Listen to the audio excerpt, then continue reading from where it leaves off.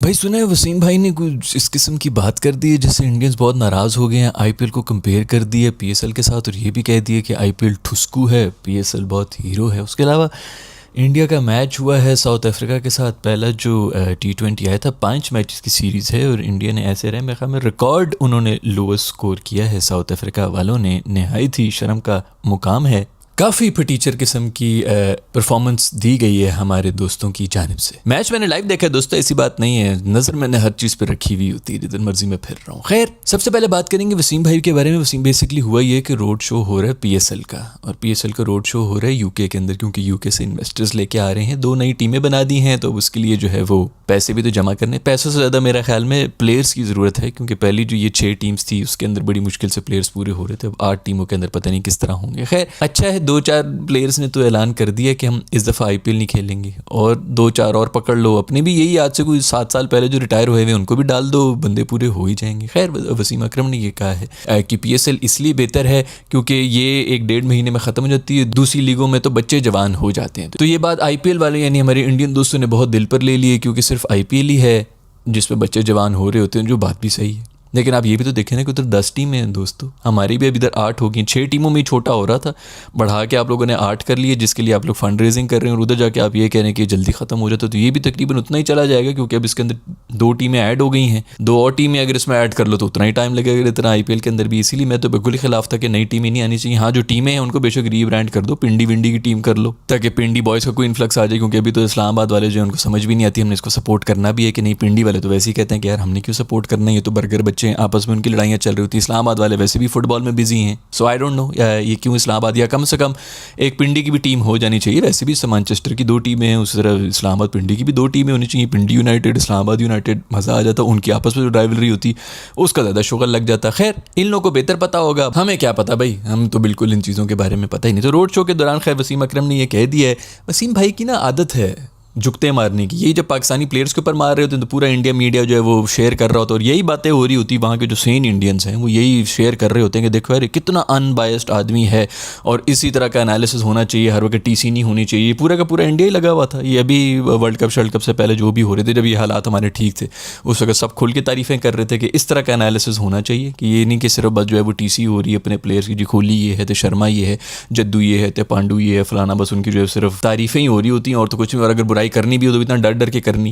वो मेरे दोस्त इरफान पठान ने पता नहीं पांडू वांडू के खिलाफ कुछ बोल दिया था, उसको नौकरी से ही निकाल दिया था। तो खैर ये पांडू भी तो मेरा फिर पावरफुल आदमी है, कहाँ कहाँ कनेक्टेड नहीं है, बट खुदा की कसम ज़रा भी दुख नहीं हुआ था इरफान पठान को। तो मैं कहता हूँ कि ये जो अभी भी जिधर बैठा हुआ इधर से भी इतनी जियो स्टार हो स्टार में चला गया, बट उसकी भी कोई खबरें आ रही है, जियो स्टार ने आईसीसी को कर लिए। पहले यार 1000 दफ़ा मैं तुम लोगों को बताया था कि ये नहीं होने वाला, ये सिर्फ और सिर्फ जो है इंडिया फ़ायदे में जा रहा है, बाकी सारी कंट्रीज़ में ख़त्म हो चुका है। ऑस्ट्रेलिया के अंदर हर स्पोर्ट ही देखी जाती है, इंग्लैंड वैसे ही ख़त्म हुआ है, टीम भी ख़त्म है, साउथ अफ्रीका में उधर भी बाकी टीम जो स्पोर्ट्स में ज़्यादा बड़ी है, रग्बी वगैरह ज़्यादा बड़ी है। वैसे भी उधर वो जो कोटा सिस्टम चल रहा होता है आधे ज़्यादा, तो वैसे ही जो है वो इंग्लैंड की तरफ से खेल रही है, इधर उधर से खेल रहे हैं। तो ये सारा कुछ ख़त्म है, ये सिर्फ इंडिया में खुश हो रहे हैं कि एंड में जो है इंडिया ही इंडिया के खिलाफ खेल के खुशियाँ मनाता रहेगा।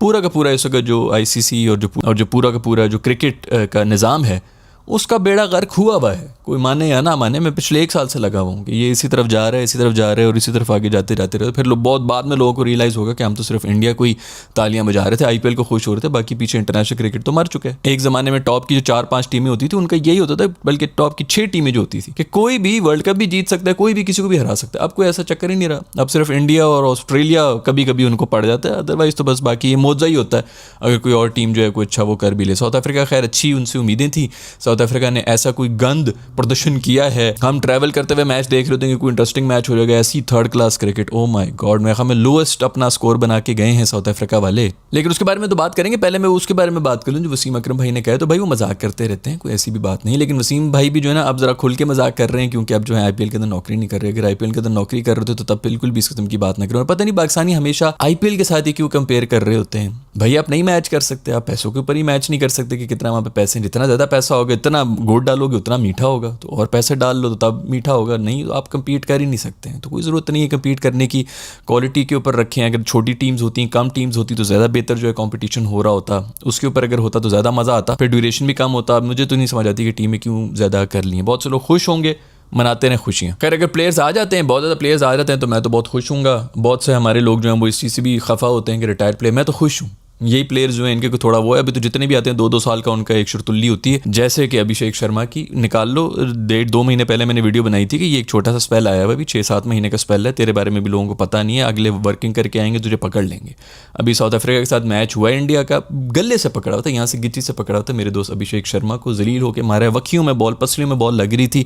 मासूम का ये हिस्ट्री का सबसे कम पूरा पावर प्ले खेला है और मेरा ख्याल में कोई 100-110 की स्ट्राइक रेट के ऊपर ही चल रहा था। एक ज़माना होता था कि जनाब 200 से नीचे आते नहीं थे, पावर प्ले के अंदर ही मैच खत्म करके साइड पे हुआ करते थे। उनको पता था बिल्कुल कोई रूम नहीं दिया, पेस भी नहीं दे रहे होते इसको, तो ये बिल्कुल जो उसके ऊपर स्ट्रगल करता। हमारे राणे ने भी इसीलिए पकड़ा हुआ था इसको, क्योंकि पेस फेस कोई ये करता है, और जो पेस वाले भी थे वो सीधा पसलियों में बॉलें मार रहे थे, तो अच्छा खासा स्ट्रगल कर रहे थे। लेकिन खैर पिच की कंडीशंस भी थोड़ी मुश्किल थी। अगर किसी वजह से इंडिया जीता है तो वो जीता है मेरे दोस्त पांडू की वजह से।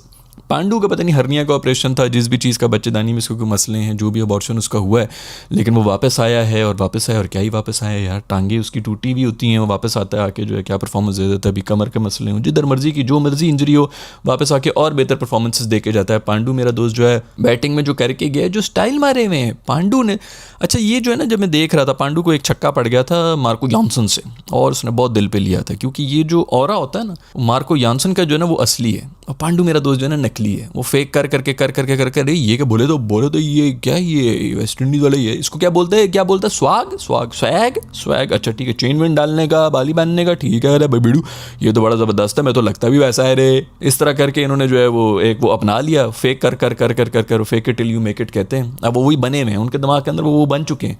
लेकिन जब दो देख रहे होते हैं उनको पता चलता है कि यार ये नकलीपन है, तो उसका ऑरा जो है ना वो नकलीपन है, लेकिन मार्को यानसन का जो ऑरा है ना वो बिल्कुल असलीपन है। वो पता चलता है कि ये जेन्युइनली अंदर से इसी तरह आ रहा है, उसका कोई जो है वो किसी को दिखाने के लिए नहीं है, वो इसी तरह ही है। तो सीरियस फेस के साथ पांडू जिस तरह बैटिंग कर रहे थे, यानसन ने आके उसी सीरियस फेस से जब इसको छक्का मारा ना, पांडू के ईगो हर्ट हुई है, क्योंकि जब नकली चीज़ असली के सामने जाके और फिर जब एक्सपोज होती है ना तो फिर बड़ा वो होता है। तो बेचारा आउट हो गया उसके बाद, नहीं तो 1-2 और अगर इसको चौके छक्के पड़ जाते ना तो पांडू ने बहुत जो है इसको बहुत दुख होना था। हालांकि मैन ऑफ द मैच है, पांडू ने बैटिंग में भी जो है सारा इनको यही बचाया था। हालांकि फिर भी वैसे तो ये 150 भी कर लेते तो तब भी मुझे नहीं लगता कि साउथ अफ्रीका से चेज होना था, क्योंकि इतने बड़े मार्जिन से वो हारे, 100 रन से कहीं हारे हैं इतने रन में, तो दूसरी इनिंग्स भी कर लेते तो उनको शायद वो हरा देते। बट पांडू के दिल के ऊपर वो बात लगी थी।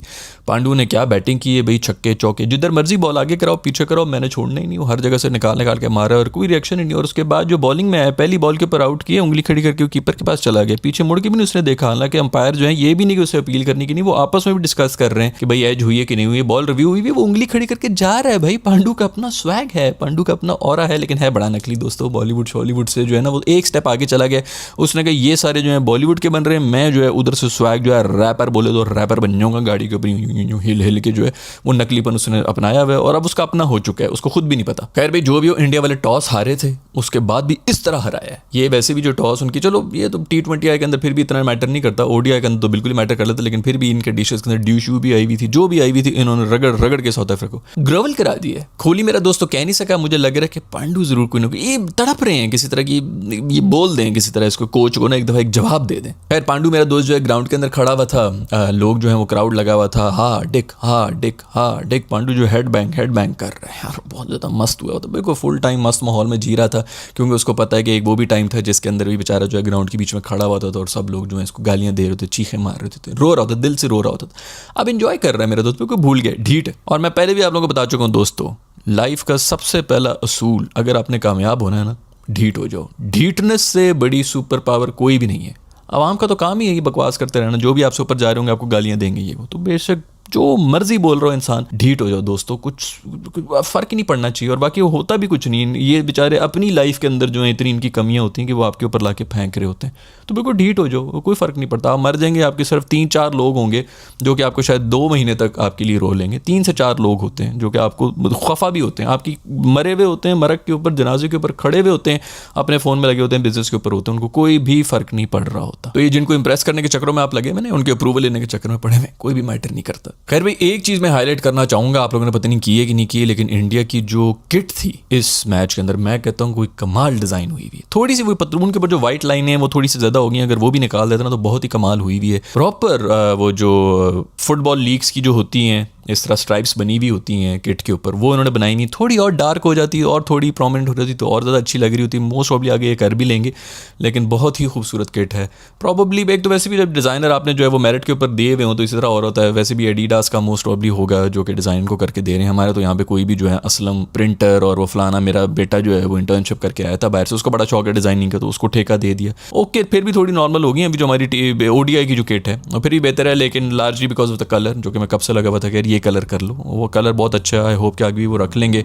बट फिर भी जब क्लासी तरीके से कोई किट डिज़ाइन होती है ना तो पता चल जाता है, बहुत ही खूबसूरत और ज़बरदस्त किट। कॉपी करते हैं हमारे जितने इंडियन दोस्त हैं ना, वो तो सीधा सीधा बस वो प्रीमियर लीग को जो है पकड़ के चुप करके छाप के उधर करके मुंह कर लेते हैं। कौन सा फुटबॉल यार, मेरे को टाइम नहीं मिला फुटबॉल देखने का कभी, और वहीं से सारा जो इंस्पिरेशन लेके चोरी करके करते हैं। लेकिन अच्छी चोरी करते हैं, अच्छी कॉपी करनी चाहिए, कुछ नया ईजाद करने की ज़रूरत ही नहीं है। सारी दुनिया के ऊपर जो है वो अमेरिकन जितनी भी लीग्स वगैरह हैं, बेसबॉल वगैरह, इधर उधर से इंस्पिरेशन पकड़ो और छाप दो भाई। तुम लोग को पता क्या ज़रूरत है कुछ ज़्यादा यूनिक करने की। मसला ये है कि पाकिस्तान के अंदर जब ये इंडिया वाली चीज़ें भी बैन हो जाती है ना, वहाँ पाकिस्तान में तो ये मैचेस वगैरह नहीं चल रहे होंगे, हम लोग इनको छाप लिया करते थे कि अच्छा ये कर सकते हैं। असलम टेलर का जो है वहाँ पर गोपी किशन टेलर अगर इस किस्म की चीज़ बना रहा है तो असलम भाई भी बना सकते हैं, तो वो इस तरह करके ना वो बना लेते हैं। तो वो डिस्कनेक्ट हुआ ना, हमें लगता है कि इसको बैन कर दिया उसको बैन कर दिया, तो ये फ़ायदा कुछ भी नहीं हो रहा होता, कुछ ना कुछ सीखने को ही मिल रहा होता है। खैर भाई, बुमराह भाई की जो है 100 विकेटें हो गई और 100वीं विकेट जो है वो माशाल्लाह नो बॉल के ऊपर हुई, और नो बॉल भी खुद अंपायर ने जो है आगे ऊपर रेफर भी की कि जी चेक करो, और बगैर बॉल देखी ना फेयर डिलीवरी आगे कर दी। उसके बाद जब रीप्ले दिखाया तो पूरी की पूरी टांग बाहर है, कुछ भी लाइन से पीछे नहीं है। अजीब बकवासें हैं यार,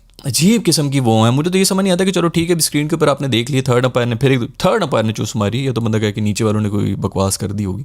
जब नीचे वालों ने देख लिया सब चीज़ें तो वो रोके, दोबारा से वायरलेस ऑन करें, उनसे कहेंगे बेटा दोबारा चेक करो, ये तो नॉट आउट लग रहा है मुझे, इतनी जल्दी तुमने जो है वो आउट दे दिए, उसको वापस बुलाओ, बैटर वापस बुलाओ। इतनी क्या वो मजबूरी होगी कि एक दफ़ा थर्ड अंपायर ने कह दिया तो अब तो तुझे जाना ही पड़ेगा, उधर कर लो, खोल लो, डिबेट खोलो। लेकिन नहीं, कोई भी जो है इस चीज़ को सीरियसली लेता है, इसीलिए ये हाल हुआ हुआ है क्रिकेट का। ऐसा जो है बस डिक्लाइन की तरफ ही जा रहा है, कोई भी फ़र्क नहीं पड़ने लगा। खैर उसे क्या फ़र्क पड़ना था, उसने 101 विकेट ली, दूसरी भी ले ली, उसने 100 उसी ने कर लेनी थी, इसी मैच के अंदर कर लेनी था, और इन्होंने कौन सा जीत जाना था अगर वो आउट होता। खैर विकेट वो ब्रेविस की थी मेरे ख्याल में सबसे बड़ी, बट स्टिल ब्रेविस ने कितने आगे 100 रन बनाने थे मजीद, उसने जो करना था वो कर लिया था। सब किस्म के प्रेशर में थे, पिच इतनी भी जो है वो नॉर्मल नहीं थी, लोग कह रहे हैं जी ड्यू शू ये वो, लेकिन टू पेस्ट किस्म की थी, उनसे कोई स्कोर वो नहीं हो रहा था, प्रेशर में उन्होंने आउट हो जाना था। लेकिन जो भी हो, इस किस्म की गंदी डिसीजंस नहीं होनी चाहिए। स्काई मासूम एक दफ़ा फिर से फेल हो गए हैं, एक दफ़ा फिर से 2-4 चौके मारने की कोशिश किए, उनके जो है बड़े सेलिब्रेट कर रहे हैं। IPL के अंदर इसकी 4990 की स्ट्राइक रेट है, इतने रन्स बनाता है। इंटरनेशनल के अंदर पता नहीं क्यों स्ट्राइक रेट जो है वो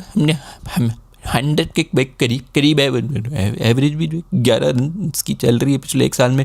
पता नहीं क्यों क्योंकि भाई इंटरनेशनल में इंटरनेशनल स्टैंडर्ड होता है ना। आपको लग रहा है कि IPL के अगर बजट ज़्यादा है तो उसका स्टैंडर्ड भी ज़्यादा है, ऐसी कोई बात नहीं है भाई। हर टीम के अंदर 3 से 4 तो वैसे ही एमर्जिंग और रेलू कट्टे प्लेयर जो डोमेस्टिक के इंडियन डले हुए होते हैं, तो कैसे हो सकता है उसका स्टैंडर्ड बाकी इंटरनेशनल लेवल के मुताबिक ही। तो बिल्कुल ठीक जा रहे हैं। अगर वहाँ पर उनकी जो है 40-50 की एवरेज है तो यहाँ पर उनकी 20 की एवरेज होगी। उनका तो वैसे भी ध्यान जो है वो दूसरे चक्रों में लगा हुआ है ना।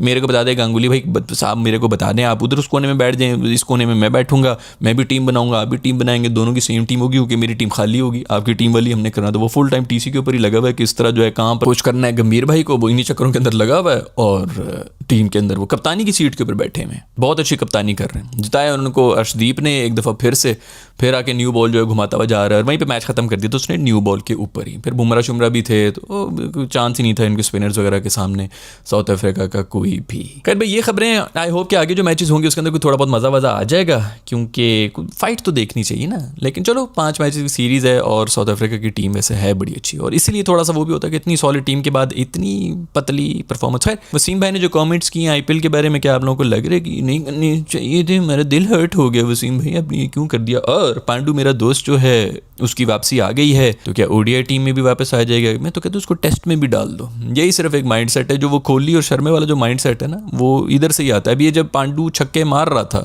50 इसने मारे हैं, दूसरे एंड पे कौन है पता नहीं, कोई नया कीपर जस्टिन मस्टिन जो भी आया है, वो भी छक्के मारना शुरू हो गया था, और खुल के पूरे स्विंग से, गोल्फ वाले स्विंग से वो छक्के मार रहा था। ये भी नहीं कि बंदा कहे कि चलो करके लग गया या वटेवर, थोड़ा सा जो है डबल माइंड, फुल खुल के मारे। क्योंकि दूसरे एंड के ऊपर जो खड़ा हुआ होता है उसकी वजह से आपको कॉन्फिडेंस आ रहा होता है कि वो मार रहा होता है। 1 देख लिया, 2 देख लिया, 3 देख लिया, वही कि अगर गोपी किशन बना सकता है तो असलम भाई भी बना सकते हैं तो सब एक ही नस्ल ना। तो वो जब आमने सामने अपनी दूसरी नस्ल को देख रहे होते, खैर हमारे पांडू भाई तो स्वैगर हैं, वो तो ये नस्ल नहीं है, वो तो थोड़ी आला मुकाम से हैं ना, तो थोड़ी गोरे टाइप उनकी अपब्रिंगिंग है, मिलियनियर बिलियनियर, और इधर भी डायमंड उधर भी डायमंड, पता नहीं किधर किधर डायमंड। तो खैर उनके साथ तो कोई कंपेयर नहीं कर सकता, लेकिन फिर भी उनकी वजह से दूसरा भी छक्के मारना शुरू किया। खैर ये है दोस्तों आज की वीडियो। अगर आपके पास भी कोई फीडबैक है तो नीचे कमेंट्स में लिख के बता दो। I will see in the next video. Bye.